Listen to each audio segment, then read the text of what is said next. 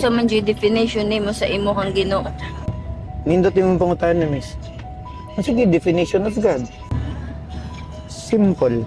Life giver. And the creation. And that's God. Why would you not recognize God? Maybe, di kakakita because you will never recognize it. Pero once you appreciate all of the above, your eyes, your nose, your being, Wake up every Oh. morning. what happened around us is God. But people define it as Taken for granted. muban, tanaw nila ba nga horrible. Horrible, if you look at as beautiful, it becomes beautiful. But if you look at as horrible, it becomes horrible.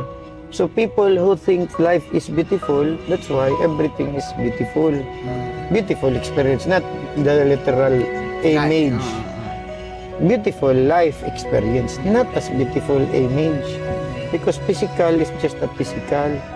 But if you see as horrible, it's just a horror of your experience. And you hate your life. That's why people doesn't appreciate